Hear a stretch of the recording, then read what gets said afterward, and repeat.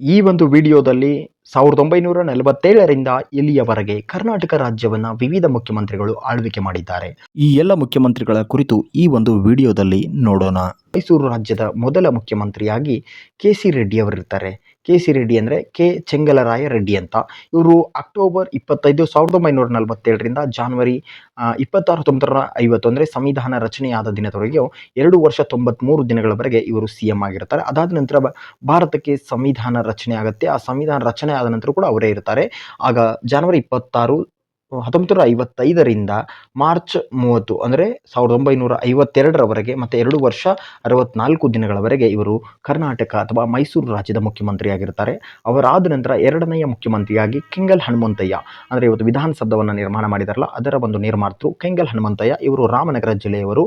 ಇವರು 1952 March 30ರಿಂದ 19 August 1956ರವರೆಗೆ 4 ವರ್ಷ 142 ದಿನಗಳವರೆಗೆ ಆಳ್ವಿಕೆಯನ್ನು ಮಾಡುತ್ತಾರೆ. ಇವರು ಭಾರತೀಯ ರಾಷ್ಟ್ರೀಯ ಕಾಂಗ್ರೆಸ್ ಅಂದರೆ ಇವತ್ತಿನ ಕಾಂಗ್ರೆಸ್ ಪಕ್ಷದ ನೇತಾರರಾಗಿರ್ತಾರೆ. ಅವರಾದ ನಂತರ ಕಡಿದಾಳ ಮಂಜಪ್ಪನವರು ಬರ್ತಾರೆ.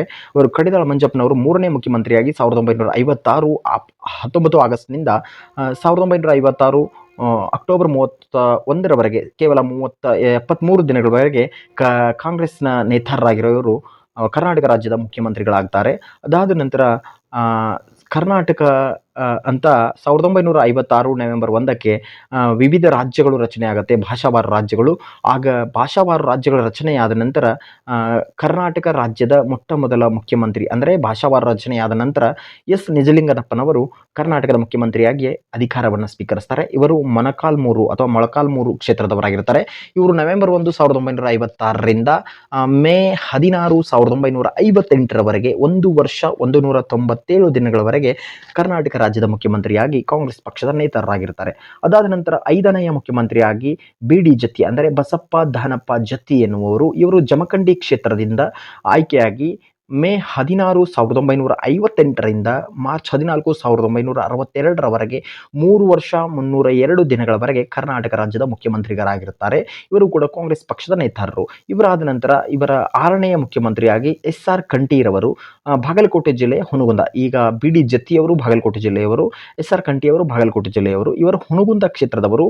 ಮಾರ್ಚ್ 14, 1962ರಿಂದ ಜೂನ್ 21, 1962ರವರೆಗೆ ಕೇವಲ 99 ದಿನಗಳವರೆಗೆ ಕರ್ನಾಟಕ ರಾಜ್ಯದ ಮುಖ್ಯಮಂತ್ರಿಯ ಅಧಿಕಾರ ಗಾದಿಗೆಯಲ್ಲಿ ಕೂತಿರುತ್ತಾರೆ.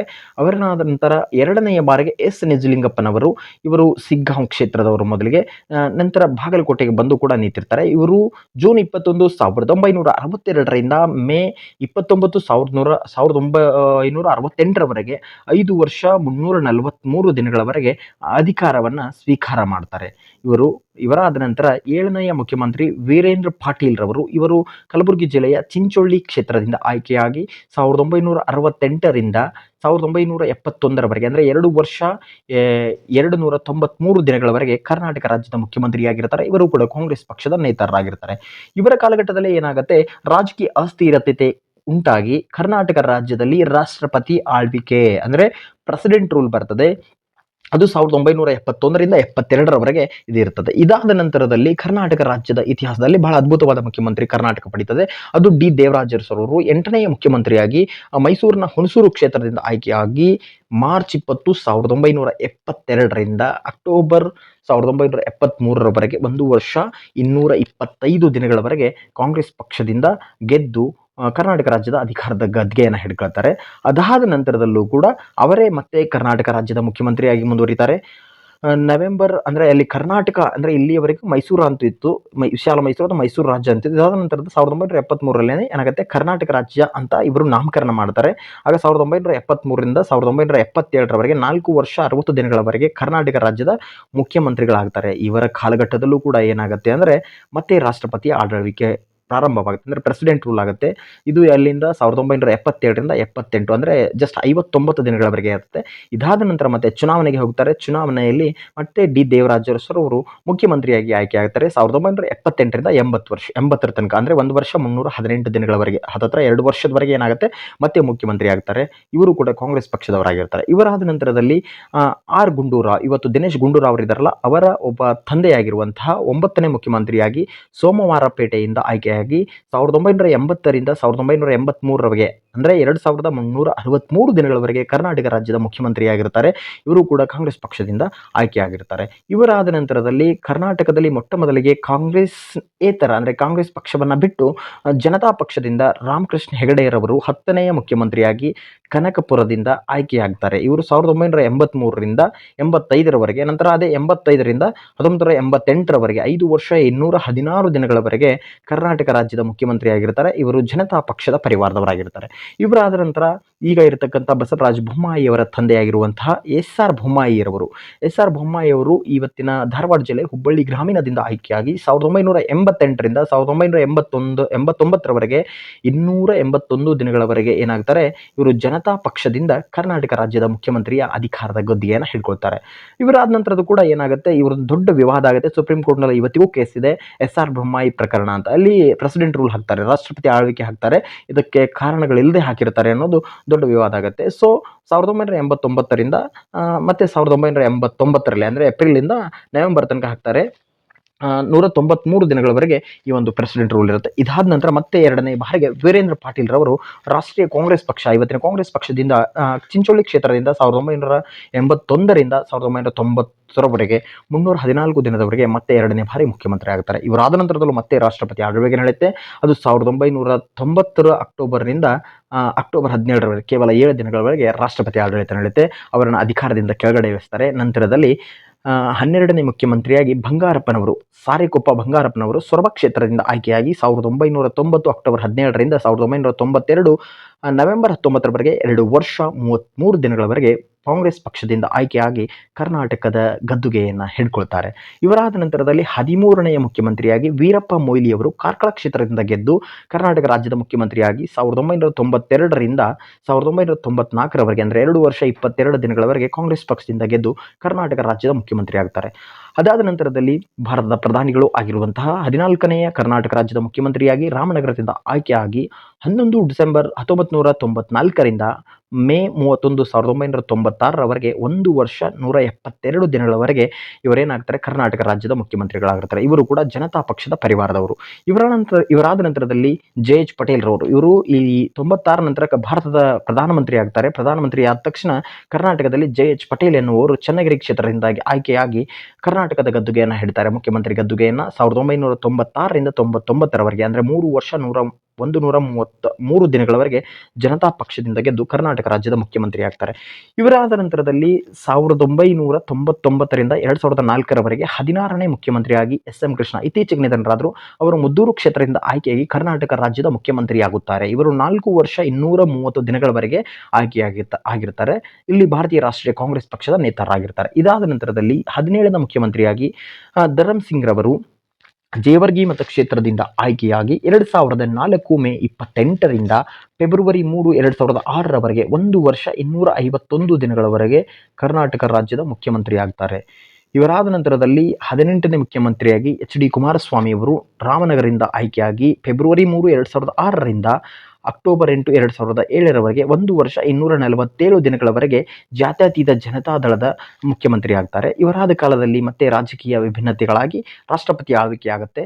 ಅಕ್ಟೋಬರ್ 8, 2007ರಿಂದ ನವೆಂಬರ್ 12, 2007ರವರೆಗೆ 35 ದಿನಗಳವರೆಗೆ ರಾಷ್ಟ್ರಪತಿ ಆಳ್ವಿಕೆಯಾಗುತ್ತೆ. ಇದಾದ ನಂತರದಲ್ಲಿ ಕರ್ನಾಟಕ ರಾಜ್ಯದ 19ನೇ ಮುಖ್ಯಮಂತ್ರಿಯಾಗಿರುವ ಡಾಕ್ಟರ್ ಬಿ.ಎಸ್. ಯಡಿಯೂರಪ್ಪನವರು ಶಿಕಾರಿಪುರ ಕ್ಷೇತ್ರದಿಂದ ಗೆದ್ದು ನವೆಂಬರ್ 12, 2007ರಿಂದ 19 ನವೆಂಬರ್ 2007ರವರೆಗೆ ಜಸ್ಟ್ 7 ದಿನಗಳವರೆಗೆ ಮುಖ್ಯಮಂತ್ರಿ ಆಗ್ತಾರೆ. ಮತ್ತು ಏನಂದರೆ ಬಹುಮತವನ್ನು ತೋರ್ಪಡಿಸಲಾಗದೆ ಮತ್ತೆ ಅಧಿಕಾರವನ್ನು ಕಳ್ಕೊತಾರೆ. ಹಾಗೂ ಕೂಡ 191 ದಿನಗಳವರೆಗೆ 2007ರಿಂದ 8ರವರೆಗೆ ಭಾರತದ ಕರ್ನಾಟಕ ರಾಜ್ಯದಲ್ಲಿ ರಾಷ್ಟ್ರಪತಿ ಆಡಳಿತ ಆಗುತ್ತೆ. ಅದಾದ ನಂತರ ಮತ್ತೆ 19ನೇ ಮುಖ್ಯಮಂತ್ರಿಯಾಗಿ ಬಿ.ಎಸ್. ಯಡಿಯೂರಪ್ಪನವರೇ ಆಯ್ಕೆಯಾಗ್ತಾರೆ.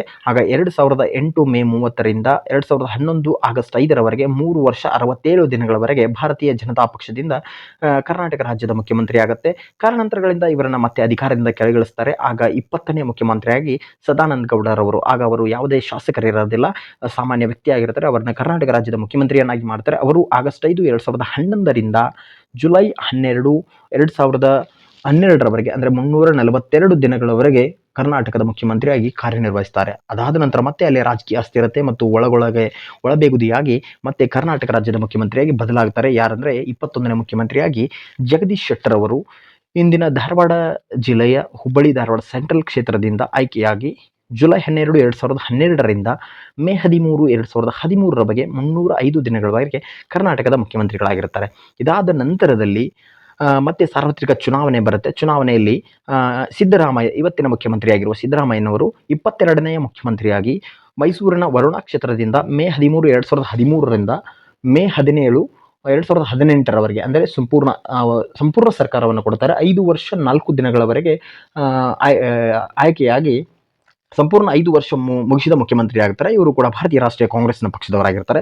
ಅದಾದ ನಂತರ 5 ವರ್ಷ ಮುಗಿದ ನಂತರ ಮತ್ತೆ ನೆಕ್ಸ್ಟ್ ಚುನಾವಣೆ ನಡೆಯುತ್ತೆ. ಆಗ BS ಯಡಿಯೂರಪ್ಪನವರು ಮತ್ತೆ ಶಿಕಾರಿಪುರ ಕ್ಷೇತ್ರದಿಂದ ಮೇ 17, 2018ರಿಂದ ಮೇ 23, 2018ರವರೆಗೆ ಕೇವಲ 6 ದಿನಗಳವರೆಗೆ ಮುಖ್ಯಮಂತ್ರಿ ಆಗಿರ್ತಾರೆ. ಅಂದರೆ ಮೆಜಾರಿಟಿ ಇರೋದಿಲ್ಲ, ಆದರೂ ಕೂಡ ಅಲ್ಲಿ ರಾಜ್ಯಪಾಲರ ಹಸ್ತಕ್ಷೇಪದಿಂದ ಇವರನ್ನು ಮುಖ್ಯಮಂತ್ರಿಯಾಗಿ ಮಾಡ್ತಾರೆ. ಆದರೆ ಮತ್ತೆ ಇವರು ಬಹುಮತವನ್ನು ಕೊಡದೇ ಆಗದೆ ಅಧಿಕಾರದಿಂದ ಇಳಿತಾರೆ. ಆಗ ಮೈತ್ರಿ ಪಕ್ಷ ಬರುತ್ತೆ, ಜಾತ್ಯತೀತ ಜನತಾದಳ ಮತ್ತು ಕಾಂಗ್ರೆಸ್. ಆಗ 18ನೇ ಮುಖ್ಯಮಂತ್ರಿಯಾಗಿ, ಅಂದರೆ ಹಿಂದೆ 18 ವ್ಯಕ್ತಿಗತವಾಗಿ HD ಕುಮಾರಸ್ವಾಮಿ ಅವರು ಚನ್ನಪಟ್ಟಣದಿಂದ ಗೆದ್ದಿರ್ತಾರೆ. ಅವರು ಮೇ 23, 2018ರಿಂದ 26 ಜುಲೈ 2019ರವರೆಗೆ 1 ವರ್ಷ 64 ತಿಂಗಳ ಸಮ್ಮಿಶ್ರ ಸರ್ಕಾರದ ಮುಖ್ಯಮಂತ್ರಿ ಆಗಿರ್ತಾರೆ. ಆಗ ಮತ್ತೆ ಸರ್ಕಾರ ಬದಲಾಗುತ್ತೆ, ರಾಜಕೀಯ ಬದಲಾವಣೆಗಳಾಗುತ್ತೆ. ಆಗ ಮತ್ತೆ ಯಡಿಯೂರಪ್ಪನವರು ಕಾಂಗ್ರೆಸ್ ಪಕ್ಷದ ಸುಮಾರು 17 ಜನರನ್ನು ತೆಗೆದುಕೊಂಡು ಹೋಗಿ ಏನು ಮಾಡ್ತಾರೆ, BJP ಸರ್ಕಾರವನ್ನು ರಚಿಸ್ತಾರೆ. ಆಗ ಅವರು ಮತ್ತೆ ಮುಖ್ಯಮಂತ್ರಿಯಾಗಿ ಜುಲೈ 26, 2019ರಿಂದ ಜುಲೈ 28, 2021ರವರೆಗೆ 2 ವರ್ಷ 2 ದಿನಗಳವರೆಗೆ ಅಧಿಕಾರವನ್ನು ಮಾಡ್ತಾರೆ. ಅದಾದ ನಂತರ ಮತ್ತೆ ರಾಜಕೀಯ ವಿವಾದಗಳುಂಟಾಗಿ ಅವರನ್ನು ಅಧಿಕಾರದಿಂದ ಕೆಳಗಿಳಿಸಿ ಮತ್ತೆ SR ಬೊಮ್ಮಾಯಿಯವರ ಪುತ್ರರಾಗಿರುವಂತಹ ಬಸವರಾಜ ಬೊಮ್ಮಾಯಿಯವರನ್ನು 23ನೇ ವ್ಯಕ್ತಿಗತ ಮುಖ್ಯಮಂತ್ರಿಯಾಗಿ ಸಿಗ್ಗಾಂವ್ ಕ್ಷೇತ್ರದಿಂದ ಗೆದ್ದಿರ್ತಾರೆ. ಅವರನ್ನು 28 ಜುಲೈ 2021ರಿಂದ 20 ಮೇ 2023ಕ್ಕೆ ಅಂದರೆ 1 ವರ್ಷ 296 ದಿನಗಳವರೆಗೆ ಕರ್ನಾಟಕದ ಮುಖ್ಯಮಂತ್ರಿ ಆಗುತ್ತಾರೆ. ಮುಂದೆ ಮುಖ್ಯಮಂತ್ರಿಯಾಗಿ 5 ವರ್ಷ ಮುಖ್ಯಮಂತ್ರಿಯಾಗಿ ಕಾರ್ಯನಿರ್ವಹಿಸಿರುವಂತಹ ಶ್ರೀಮಾನ್ ಸಿದ್ದರಾಮಯ್ಯನವರು ವರುಣಾ ಕ್ಷೇತ್ರದಿಂದ ಮತ್ತೆ ಗೆಲುವನ್ನು ಸಾಧಿಸಿರ್ತಾರೆ. ಅವರು ಮೇ 20, 2023ರಿಂದ ಅಧಿಕಾರವನ್ನು ವಹಿಸಿಕೊಂಡಿರ್ತಾರೆ. ಇವತ್ತಿಗೂ ಕೂಡ ಅವರೇ ಮುಖ್ಯಮಂತ್ರಿಯಾಗಿದ್ದಾರೆ.